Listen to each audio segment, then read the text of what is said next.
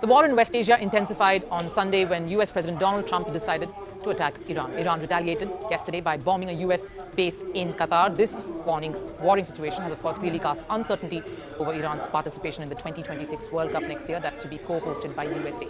Iran is already on the back foot with a travel ban being slapped on them by the US. But what further repercussions can be witnessed here? Can Iran be banned from participation? What options will FIFA explore?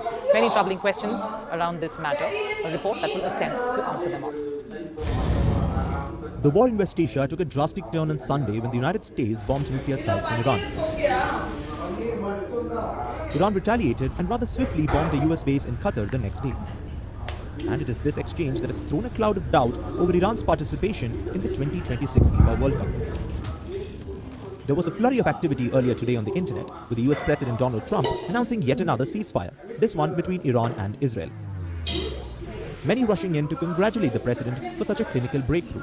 But that doesn't take away the uncertainty that now looms over the mega sporting event that the United States is set to co-host with Canada and Mexico next year. So we know what's happened so far in this conflict. How does it affect Iran and the World Cup? Iran, by the way, has already qualified for the Football World Cup and is set to make a fourth appearance. First, Iran already has a travel ban imposed on them by none other than the United States. President Donald Trump some weeks ago issued travel bans to 12 countries. Iran was on that list, which potentially meant no fans could travel for the World Cup, as sporting officials, players and support staff were still allowed. But this was before Trump inserted America into the war. So the next logical question is this: can these latest developments impact Iran's participation at the World Cup? Yes, it can.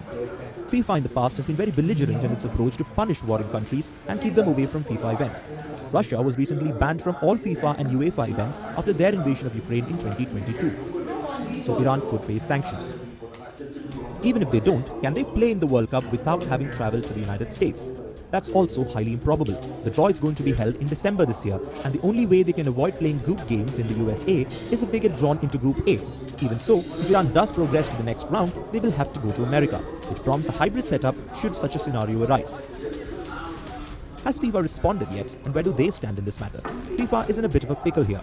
The FIFA chief has always shown his hard hand when it comes to such matters, but can he live up to that precedent? In this situation, he definitely finds himself in a compromising position considering his blossoming friendship with Donald Trump.